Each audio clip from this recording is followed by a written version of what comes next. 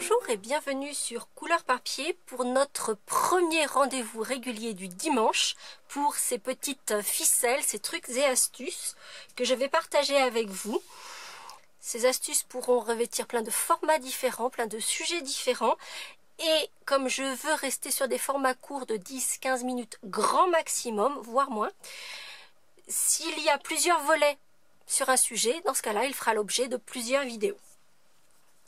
Et l'astuce que je veux partager aujourd'hui, c'est quelque chose qui m'est très souvent demandé, donc je pense que c'était vraiment la première vidéo à faire pour ces astuces. C'est à propos de nos tampons. Et effectivement, ce sujet fera l'objet de plusieurs vidéos. Alors, les tampons Stampin' Up sont présentés sous 3 formats différents. Les formats résine, donc ce sont des tampons transparents. Des formats caoutchouc, donc effectivement on a les caoutchoucs rouges traditionnels de ces tampons.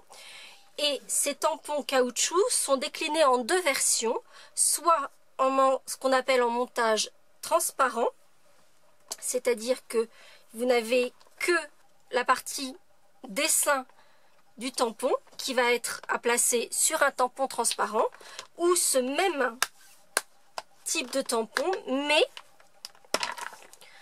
monté sur des blocs en bois, et les blocs en bois sont fournis avec le set de tampons quand vous les achetez. La première question, c'est de savoir si j'ai une préférence entre ces 3 formats. Clairement, oui.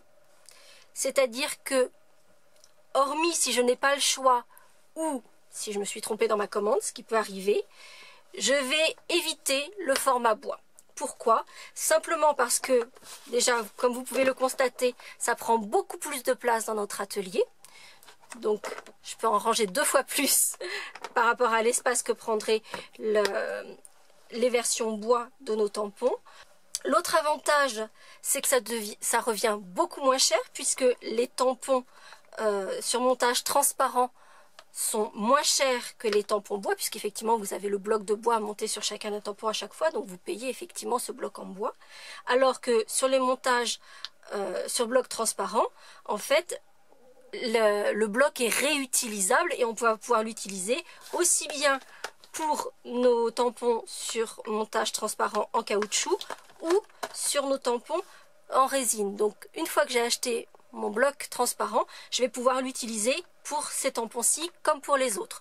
Donc effectivement, il y a un aspect financier, coût, qui n'est franchement pas négligeable. L'autre intérêt, et d'ailleurs je me demande dans quelle mesure des tampons sur montage bois vont encore être disponibles chez Stampin' Up, dans la mesure où si on utilise un outil de positionnement de tampons, comme le Stamparatus qui va arriver très prochainement, ou les autres outils de positionnement de tampons qui existent sur le marché, les tampons bois ne peuvent pas être utilisés avec ces outils-là. Seuls les tampons résine et les tampons caoutchouc non montés sur un support peuvent être utilisés dans les outils de positionnement. Donc c'est la raison pour laquelle je me demande à quel point ces tampons sur montage bois ont encore réellement une espérance de vie.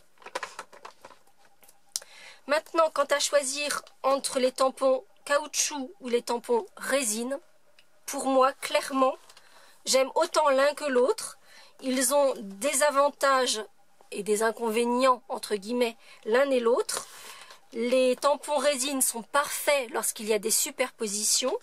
Les tampons caoutchouc ont l'avantage d'avoir cette petite bande de mousse qui fait un effet amortisseur et qui donne un plus joli rendu. Mais voilà, l'un comme l'autre me conviennent très bien.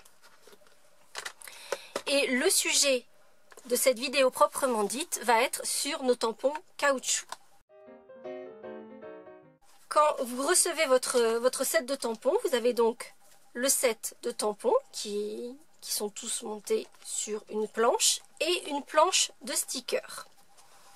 Alors, quid de ces stickers? Est-ce que je dois les placer sur mes tampons ou non? Alors clairement ma réponse est oui, parce que quand on a un motif comme une petite rose comme ceci, si on n'a pas le motif au dos, eh bien on ne sait pas dans quel sens il faut le mettre. Alors là, il y a encore une petite forme, mais si c'est un message en cercle, il faut regarder de l'autre côté pour pouvoir le mettre dans le bon sens. Donc là, clairement, ça sera intéressant d'avoir le sticker au dos. Et vient le temps de ma première astuce, qui est de savoir comment je vais placer le sticker au dos de mon tampon. Je vais prendre soit un feutre à alcool, donc là j'ai pris un No Stamping Blend, ça peut même être simplement un stylo bille. En tout état de cause, surtout pas un feutre dissoluble à l'eau, parce que du coup, ici, comme c'est un petit peu plastifié, ça ne va jamais sécher, vous allez vous en coller partout. Donc quelque chose qui va sécher, soit un stylo bille, ma préférence va à un feutre à alcool. Et puis, si on prend le petit tampon que j'ai choisi ici, donc c'est cette petite rose, je vais colorier sur l'extérieur du sticker de façon à couvrir la bordure du sticker. Il y a systématiquement une petite bande au milieu qui permet d'enlever facilement le sticker. Et donc là, je vais maintenir une partie du sticker et n'en enlever que la moitié.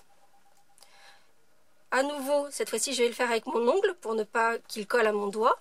Je vais enlever la seconde partie de la protection du sticker, mais en gardant le sticker sur le fond de la planche. Je vais enlever la protection du dos de mon tampon. Je vais repérer le sens. Alors l'autre avantage, c'est que les découpes des stickers sont identiques aux découpes des tampons. Donc c'est vraiment très facile de les mettre en place. Et puis, le fait que j'ai colorié, ça me permet de repérer très facilement la forme de mon tampon. Je vais coller dessus et j'ai mon sticker qui est mis en place. Deuxième astuce que je partage aujourd'hui avec vous, le tampon, une fois que l'on a enlevé la partie blanche qui recouvre, donc là on a directement la mousse, il colle très bien comme ceci sur nos blocs. Et là vraiment il ne bouge pas. Lorsque l'on a positionné le sticker, il colle également, mais parfois il peut être, vous voyez, il peut se défaire plus facilement. Alors qu'ici, vous voyez qu'il colle vraiment très bien. Donc c'est vrai qu'une fois qu'on a collé le sticker, c'est pour ça que certaines personnes hésitent à coller le sticker, on a une adhérence au bloc qui est un peu moins importante. Cela dit, si vous utilisez notre petit chiffon qui est fait exprès pour les blocs transparents, donc si vous nettoyez bien le bloc et le tampon, vous aurez une adhérence qui est quand même assez bonne comme ceci. En fait, c'est tout l'aspect gras de nos doigts en particulier qui va faire que le tampon ne collera pas aussi bien au bloc. Mon astuce à moi, pour être sûr que le tampon colle bien au bloc, quelles que soient les circonstances, surtout quand il s'agit de petits tampons, c'est vrai que l'adhérence peut être un petit peu compliquée. Je vais utiliser une colle à 2 usages. C'est une colle qui est un peu particulière, alors elle n'est plus au catalogue Stampin' Up. Stampin' Up l'a retirée du catalogue, mais on la trouve dans d'autres boutiques et en particulier sur Amazon, donc je vous donnerai un lien pour pouvoir trouver cette colle. Cette colle a la particularité d'être bleutée quand on la pose sur le papier, et je pense que vous pouvez déjà le voir simplement le temps que je parle. Au fur et à mesure où elle sèche, elle devient transparente. Tant que la colle est bleue, c'est une colle permanente. Dès qu'elle devient transparente, ça devient une colle repositionnable, style colle à post-it. Et donc, je vais mettre juste un tout petit peu de cette colle au dos de mon tampon. Il n'y a vraiment pas besoin d'en mettre beaucoup. Et une fois qu'elle sera sèche et devenue complètement transparente, donc vous voyez que pour l'instant, ma colle est vraiment visible. Elle est bleue et je la vois. Donc, tant qu'elle est encore visible comme ceci, surtout je ne pose pas mon tampon sur mon bloc transparent. Je vais attendre que la colle soit complètement transparente. Une fois que vous avez laissé bien sécher, comme vous pouvez le voir, la colle est devenue complètement transparente elle n'est plus du tout visible. Pour autant, elle est bien là, puisque vous voyez que simplement si je mets mon doigt, effectivement, ça colle. Ce qui n'est pas le cas, évidemment, sur le sticker, si je n'ai pas mis cette colle repositionnable. Mais du coup, vous voyez ici, j'en ai quelques-uns que j'ai préparés, et là, la colle est encore un peu visible, elle est encore blanche. Mais du coup, sur mon bloc transparent, ça ne bouge plus. Et là, je peux tamponner autant que je veux, je peux bouger tout ce que je veux. Ça ne bouge plus et mon tampon est bien accroché à mon bloc. Et pour autant, mon bloc reste propre, il n'y a pas de traces de colle. Cependant, dans le temps, vous voyez, là, il y a des petites traces de colle que l'on peut apercevoir sur mon bloc. Mon bloc est plus complètement propre. On en arrive à ma troisième astuce pour nettoyer mes blocs sur lesquels je positionne mes tampons, sur lesquels j'ai mis un petit peu de colle pour qu'ils collent mieux.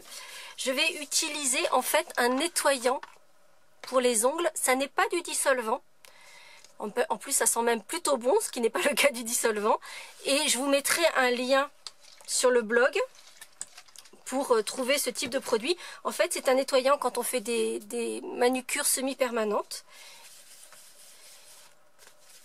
Simplement, il suffit de passer un tout petit peu, ça se fait vraiment en 2 temps 3 mouvements, et vous voyez que mon bloc est devenu complètement transparent. Vous voyez complètement ce qui se passe en dessous, alors que tout à l'heure, c'était pas très clean, et vous voyez que ça me fait un bloc qui est nickel chrome. Reste la dernière astuce de cette vidéo autour de nos tampons caoutchouc, et il s'agit de leur rangement. Évidemment, je vais les ranger dans leur boîte, mais surtout, je vais garder la planche dans laquelle ils sont rangés. Je vais enlever la protection, celle que j'avais d'ailleurs au dos de tous mes tampons, et je vais coller cette planche au fond de mon boîtier. Et ainsi, je vais pouvoir re-ranger à leur place chacun de mes tampons. Et ainsi pouvoir re-ranger tous mes tampons à leur place. Ce qui veut dire que s'il en manque un, je vois tout de suite qu'il me manque un tampon qui n'est pas rangé à sa place. Je vais pouvoir aller le rechercher et le mettre à sa place et pouvoir ranger mon set de tampons. J'espère que ces 4 petites astuces autour des tampons caoutchouc vous seront plu, qu'elles vous seront utiles. Et on se retrouve dimanche prochain pour de nouvelles petites astuces. À très bientôt!